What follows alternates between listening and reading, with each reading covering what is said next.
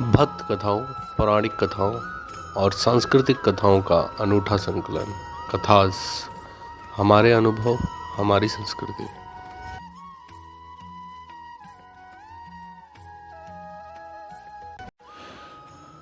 राधे राधे मित्रों, आज मैं आप लोगों के बीच में स्वाभिमान क्या होता है उसकी एक सुंदर कथा लेकर आया हूं। स्वाभिमानी होना जीवन में बहुत जरूरी है और स्वाभिमानी का खाई हुई रोटी हो, कमाया हुआ धन हो, यही जीवन में सुख देता है। उसका सुख आप अपनी अंतरात्मा से महसूस करते हैं।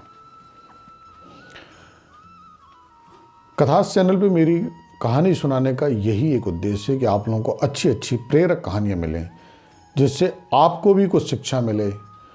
आप लोगों के माध्यम से मुझे भी शिक्षा मिलती है। ज़्यादा से ज़्यादा लोगों तक ये प्रेरक कहानियां पहुँचें, इसीलिए मैंने इस चैनल को बनाया। आज की जो कथा है वो कुछ इस प्रकार है। पेट्रोल पंप पर एक गाड़ी आके रुकती है। एक बुजुर्ग आदमी अपने कपड़े को लेकर गाड़ी की तरफ भागते हैं और शीशे पे कपड़ा मारने लगते हैं। रंजीत बोला, अंकल जी आप कपड़ा मत मारिए, अभी मेरे पास समय नहीं है। बुजुर्ग ने बोला, बेटा आज मुझे कुछ पैसे दे दो, मैं तुम्हारी गाड़ी साफ कर रहा हूँ। अभी तक मैंने कुछ खाया नहीं है तो मैं कुछ खा लूँगा। रंजीत को उस बुजुर्ग पर दया आ गई और उन्होंने कहा, अंकल जी कोई बात नहीं, आप कपड़ा मत मारो, मैं आपको पैसे दे रहा हूँ। और रंजीत ने अपने बटुए की तरफ हाथ बढ़ाया और पैसे को निकाला और निकाल कर उस बुजुर्ग को देने लग गए। बुजुर्ग ने उनका हाथ पकड़ लिया, बोला, बेटा मैं भीख नहीं लेता हूँ। रंजीत को बड़ा अटपटा लगा। कोई भी आदमी होगा सोचेगा।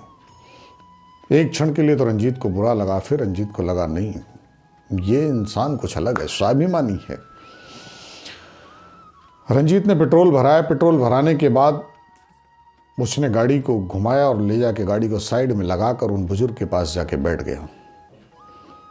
बोला, अंकल मैं आपको कुछ पैसे दे रहा था, आपने मना कर दिया, आखिर ऐसा क्यों? बोले, बेटा मैं मेहनत के पैसे से खाना पसंद करता हूँ, भीख मांग के खाना मुझे पसंद नहीं है। रंजीत को जिज्ञासा हुई, अंकल अलग हैं, बाकी लोग तो मैं बहुत लोगों से मिलता हूँ, मुझे बहुत लोग ऐसे मिलते हैं, पैसे देता हूँ लेके चले जाते हैं। रंजीत ने कहा, अंकल मैं आपसे कुछ बात कर सकता हूँ? बोले, बोलो बेटा।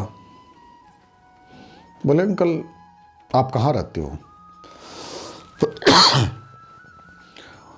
मैं बेटा यहीं रहता हूँ। रंजीत ने फिर कहा, कहाँ यहीं कहाँ रहते हो आप?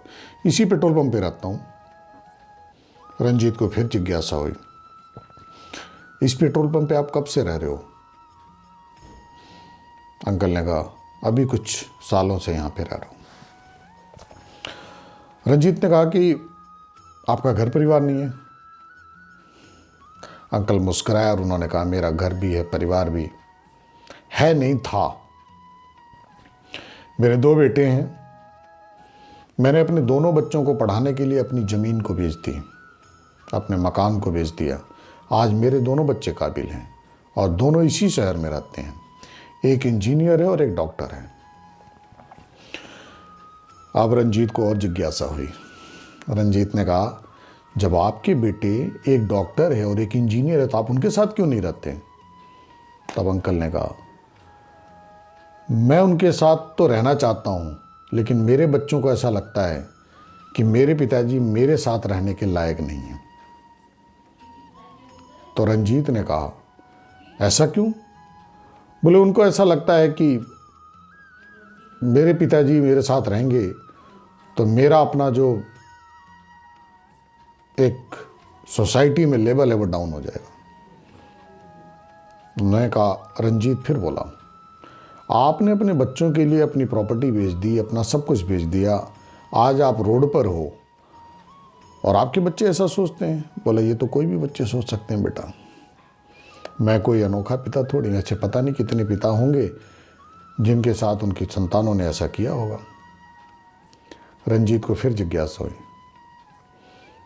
रंजीत ने फिर उनको थोड़ा सा उकसाने के लिए, आप समझ लो, या किसी भी तरीके से उनको उनकी बातों को जानने के लिए फिर कहा कि आपने अपने बच्चों के लिए जो किया उसके लिए आपने कोर्ट में मुकदमा क्यों नहीं किया? उनसे आप गुजारा भत्ता लेते और ये जो आप ज़िंदगी जी रहे हो इससे अच्छी ज़िंदगी आप जीते। आपने आखिर अपने बच्चों को काबिल तो बनाया। बुजुर्ग मुस्कराए और उन्होंने बोला, बेटा, जब मैंने उनको पैदा किया और जब मैंने उनकी परवरिश की तब मैंने उनसे कोई एग्रीमेंट नहीं किया था, तब मैंने उनसे कोई उम्मीद नहीं की थी। मैंने अपने एक पिता का फर्ज निभाया। और स्नेह और प्रेम कोर्ट में मुकदमों के द्वारा नहीं हासिल किया जा सकता। पिता का सम्मान वो मुझे कोर्ट नहीं दे सकता। बच्चों का प्रेम वो मुझे कोर्ट नहीं दे सकता। कोई भी अदालत नहीं दे सकती मुझे। मैंने अपना फर्ज किया, आगे उन्हें क्या करना है वो उनका करना है बेटा। फिर रंजीत को जिज्ञासा हुई, तो अंकल ऐसी ज़िंदगी कैसे चलेगी? बोले, बेटा, ज़िंदगी कैसे चलेगी तो मैं सोचता ही नहीं। मेरे पास मेहनत है, मैं मेहनत का आदमी हूँ, मेहनत करूँगा। कहते कहते उन्होंने कहा, रंजीत ने कहा कि आपका बेटा एक डॉक्टर है और एक इंजीनियर है।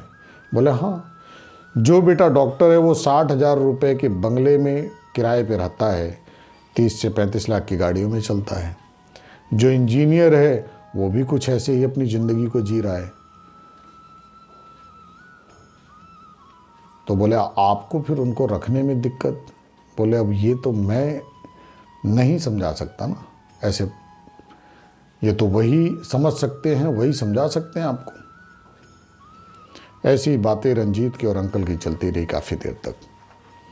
रंजीत ने कहा, अंकल, यहीं बगल में शहर में मेरा एक शोरूम है, मैं चाहता हूँ कि आप इस शोरूम में काम करें। अंकल हंसे, बोले, बेटा, मुझे भीख नहीं चाहिए। मैंने आपको पहले बोला था मुझे भीख नहीं चाहिए, मुझे पर दया मत करो। बोले, अंकल, मैं आप पे दया नहीं कर रहा हूँ। आप जो काम करेंगे उस मेहनत का मैं आपको पैसा दूंगा। मैं उसकी जो भी कीमत होगी, जो भी आप काम करेंगे उसका मैं आपको पैसा दूंगा। मैं आप पर कोई कृपा नहीं कर रहा हूँ।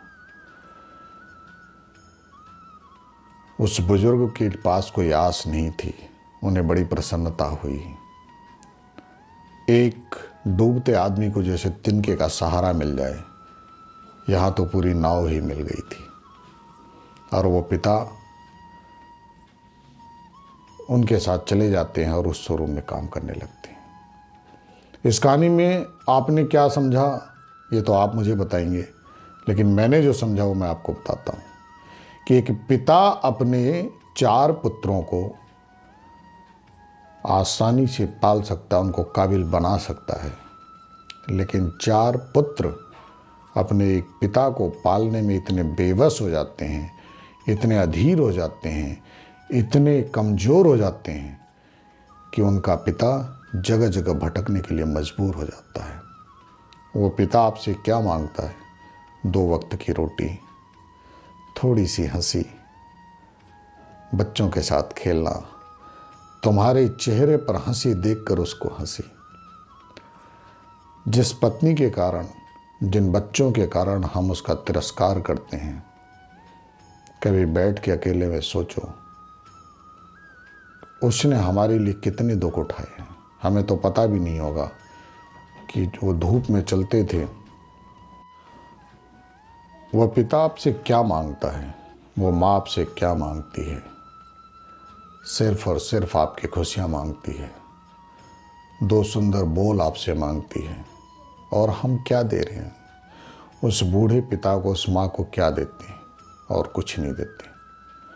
आपकी ज़िंदगी का 95% आपकी पत्नी और आपके बच्चे उसका उपभोग करते हैं। और समय आने पर कभी ऐसा वक्त भी आपके जीवन में आता है जब वो आपका तिरस्कार भी करते हैं। तब आपको अपने बूढ़े माँ बाप की याद जरूर आती है, उस पिता की याद जरूर आती है। तब आपको ये समझ में आता है कि आप कष्ट उठा के जो पैसा कमाते थे और जिन बच्चों के लिए और जिन पत्नी के लिए या करते थे, आज वही आपका तिरस्कार कर रहे हैं। उसका कारण यही है कि आपने अपने बूढ़े माँ बाप का तिरस्कार किया है। अब आपकी बारी है तिरस्कार सहने की। सब कुछ करने के बाद भी जब आपका तिरस्कार होता है, तब आपको समझ में आता है कि आपने जीवन में कितनी बड़ी गलतियां की हैं। स्वाभिमान की इस कथा के साथ ये आपका मित्र अजय फिर आपसे अगली कथा में मिलेगा। राधे राधे।